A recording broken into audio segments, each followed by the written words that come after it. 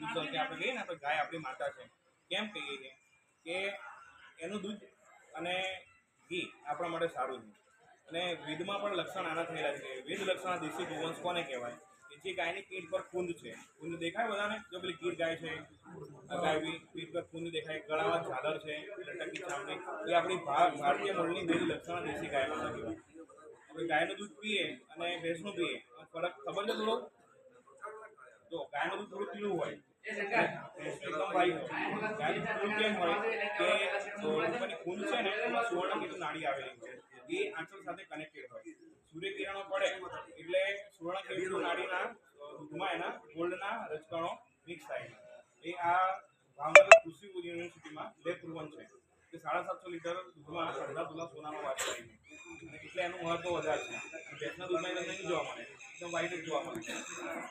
તો અહીંયા આપણે જે ગાયો લાવીએ છીએ ને, એ ભારતીય મૂળની વેદ લક્ષણ દેશી ગાય માતા હોય એની સેવા માટે અહીંયા લાવીએ છીએ. તો રોજ સવારે એમને બીમાર ગૌવંશ હોય એમને પાપડી ખવડાવીએ. અજમો, મેથી, ગોળ, મીઠું, મિનરલ મિક્સર એ નાખી તો એને શું રોજ 2 કિલો જેટલું ખોરાક પેટમાં જાય એટલે એને થોડું સારું રહે. બીમાર હોય એટલે ઘરના કોઈ સભ્ય આપણે બીમાર હોય તો ડૉક્ટર શું કહે, ભાઈ આની સેવા કરજો. એટલે આપણે કોઈ કચાશ રાખીએ એમની સેવામાં, એટલે આપણે પૂરેપૂરો પ્રયત્ન આમની સેવા માટે કરીએ કે એમનું જીવન બચી જાય તો સારું થઈ જાય, તો સારું રહે એને પણ અને કોઈ તકલીફ પણ ના રહે. આપણે પૂરેપૂરો પ્રયત્ન કરી કે એનું જીવન બચી જાય. બાકી પરમાત્માના હાથમાં છે એને કેટલું જીવ છે. હવે એક્સિડન્ટ જો પેલા ગૌવંશ છે, 3 પગ છે એનો, હવે સરખેજથી લાયેલા છે, એક પગ ચૂંદાઈ ગયો આખો. હવે ચાલે એટલે કેટલી પીડા થતી હોય, એનો ઓપરેટ કર્યું કરતો તો કમ્પ્લીટ 3 પગી ચાલતા થઈ ગયા. હવે રસ્તામાં હોય તો ના પાણી મળે ના ખોરાક મળે. ખોરાક ક્યારે મળે? આવતું જતું હોય તો કંઈક ખવડાવે તો ઠીક છે. અત્યારે કેવું થઈ ગયું, એઠવાડ પ્લાસ્ટિકમાં નાખી દે છે અને જતા રસ્તામાં ઘા કરી, એટલે ગાયને ભૂખ લાગી હોય એટલે શું કરે, જે પણ મળે ખાઈ લે. જેટલી પણ ગાય દેખાય છે ને એ બધી આપણી એમ્બ્યુલન્સમાં જ આવેલી છે. આજુબાજુમાં કંઈ એક્સિડન્ટ થયો હોય, બીમાર હોય, કોઈ સંસ્થાના કોન્ટેક્ટમાં સંપર્ક કરે તો ગાડી જઈ આવે અને લઈએ. આપણે કોઈ ચાર્જ એમના જોડે ના કંઈક આટલા આપશો તો જ આપણે લેવા આવે. એમને જે પણ કંઈ લખાવવું હોય લખાવો, કેમ કે સંસ્થા ચાલશે કોનાથી? બધાના દાન સહયોગથી જ ચાલે.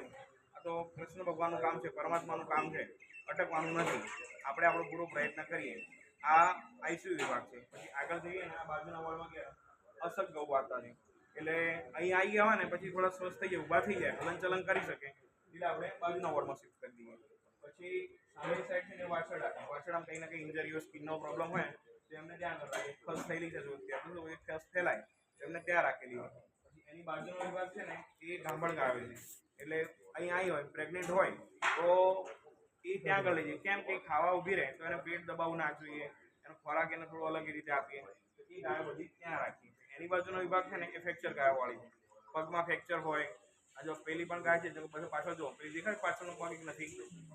હવે થોડો ટાઈમ થશે એને પણ ત્યાં શિફ્ટ કરી દેશે. પછી બધી ફ્રેક્ચરવાળી ગાયો તો એટલે કોઈ બીજાને હેરાન ઓછું કરે અને એમને ખાવામાં પણ તકલીફ ના પડે, સરખી રીતે કહી શકે. એની બાજુવાળો વિભાગ છે નંદી મહારાજ છે.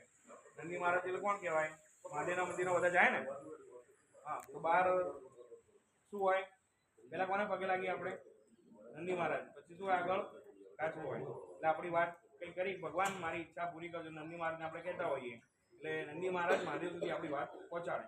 આપણે ઘરે હવન હોય તો શું લાવીએ? છાણા લાવીએ. કોના હોય? ગાયના હોય.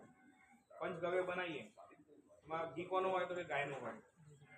ઘરે નાનું બચ્ચું હોય, માનું દૂધ ના આવતું હોય તો શું લાવીએ આપણે? ગાયનું દૂધ લાવીએ.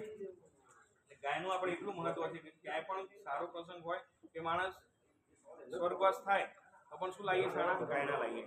છાણા પણ કોના મૂકીએ? ગાયના મૂકીએ. તો જન્મીએ ત્યાંથી આપણા મૃત્યુ સુધી ગાયનું આપણા સાથે કનેક્ટેડ છે જ. એટલે જ્યારે પણ જરૂર પડે ને ત્યારે ગાયની સેવા આપણે કરવી જ જોઈએ. આપણે થઈ શકે એટલું ગાય માટે આપણે કરવું જોઈએ. ગાય આપણી માતા છે એટલે પૂરેપૂરો પ્રયત્ન કરવાનો કે ભાઈ આપણે થઈ શકે એટલું એનું કંઈક કરીએ. રોજની 2 રોટલી ખવડાવીએ ને તો એ સારું રહે. કે પેલા આપણે કહેવાનું, પહેલાં હિન્દુ સંસ્કૃતિમાં કહેવાય કે પહેલાં રોટલી ગાયને ખવડાવતા પછી આપણે ખાતા. પહેલાં શક્ય રોટલી શક્ય નથી, કેમ કે ગાંધીનગર કર્ણાવતી મહાનગર બંને નો કેટલ ઝોન થઈ, એટલે ઘરે કોઈ ગાય રાખી શકે નહીં. એટલે શું કર્યું, કોર્પોરેશન જે ગાયો હતી એ પકડી અને લોડ ડબ્બામાં ભરવાનું ચાલુ કર્યું.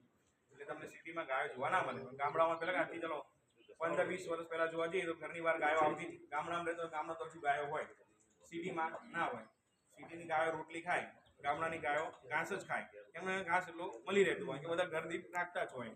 એટલે આપણે એમ્બ્યુલન્સનો નંબર પણ રાખજો કે ક્યાંય તમને આવી ગાય જોવા મળે ને, એક્સિડન્ટ થયું હોય, અકસ્માત બીમાર હોય કોલ કરજો તો એમ્બ્યુલન્સ આવી જશે અને ગૌ માતાને વધુ સારવાર માટે આપણે અહીંયા લઈ આવીશું. કોઈને કંઈ પ્રશ્ન હોય તો પણ પૂછી શકો છો.